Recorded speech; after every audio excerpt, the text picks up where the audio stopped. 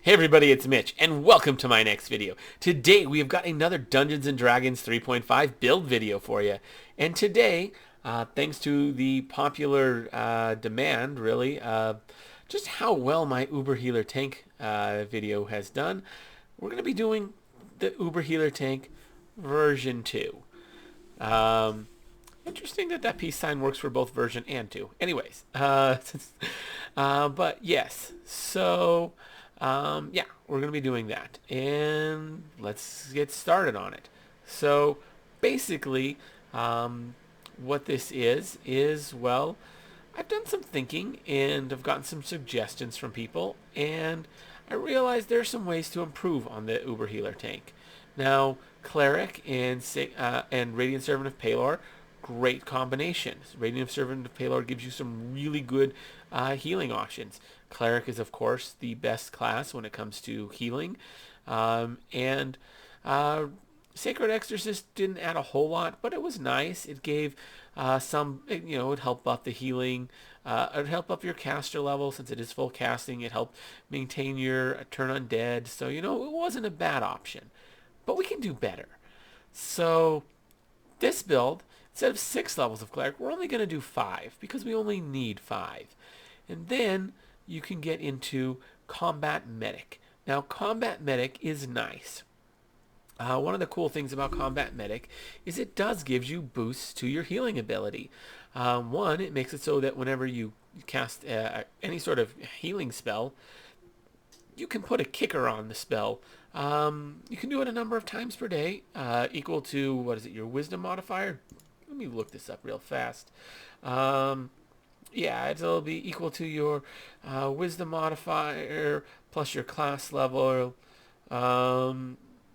Yeah, that's not bad. So if you have a high wisdom modifier, then you're going to get to be able to do this a lot. And those healing kickers can be nice. Like, you can add, a sanctuary effect.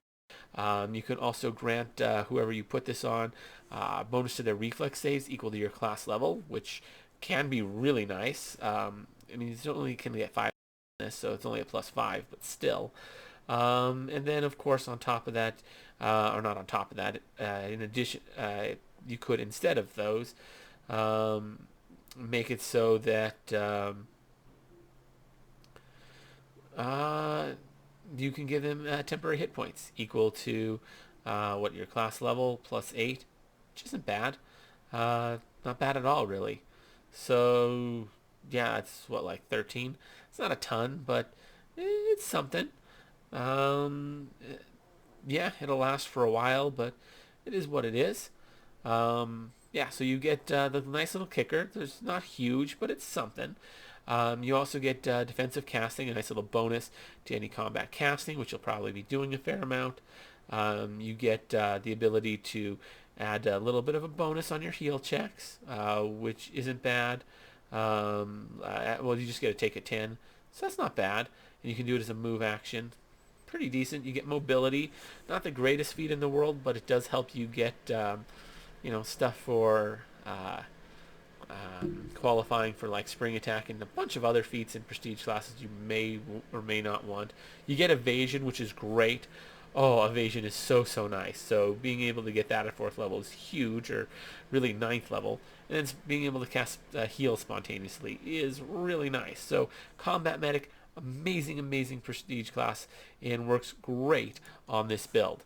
Now, of course, after you've taken those levels of Combat Medic, you're probably going to want to take your Radiant Servant of Palor levels. Maybe you take that right away, maybe you don't. Radiant Servant of Palor, as you know, gives a ton of buffs. It gives you... excuse me, I got a sneeze coming on. Excuse me. Sorry about that. Anyways, so Radiant Servant of Palor, it gives you a ton of buffs. It gives you, the ability to make all your spells maximized and empowered once you get 10 levels in that, which is a lot, but that's still huge, being able to get maximized and empowered spells. Really big. I'd honestly recommend going Sacred Exorcist, not Sacred Exorcist, Radiant Servant of Palor, before you go into Combat medics, yes and no. I do one level of combat medic just because you can get in a level earlier. So I take that one level, use it to get into Radiant Servant of Palor, and then just leave that one level of combat medic for a while. Then take your 10 levels of Radiant Servant of Palor, and then go back in and take those last 4 levels of combat medic. That's how I do it. You don't have to do it that way. You can mix it up however you want. But honestly, I think the benefits of Radiant Servant of Palor are definitely better than that of Combat Medic. So that's something.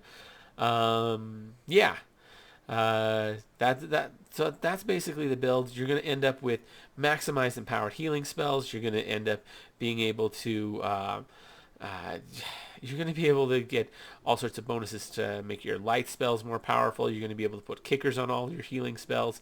You're going to be able to uh, you're going to get evasion, which will be great, especially since this is an uber healer tank. You're going to be wearing heavy armor and having crazy high AC. Now being able to which will make it hard for you to hurt. But now having evasion will be really nice, so that if you have to make a reflex save, if you make the save, you won't take any damage. Really nice. It'll make you so much more tanky to have that. So just a really good prestige class all around. Really, really solid. I would recommend, like I say, you can kind of take it these levels in whatever order you want, but I do think Sacred Exorcist, not Sacred Exorcist, Radiant Servant of Palor is the way to do it. I know why I keep saying Sacred Exorcist, but Radiant Servant of Palor, definitely the way to do it. Yeah, great build. Let me know what you guys think down in the comments below. I always love hearing from you. If you enjoyed the video, consider giving it a like. Maybe subscribe to the channel for more D&D 3.5 content. And ring that notification bell so you never miss out on a video. Anyways, as always, I'm Mitch. I'll be seeing you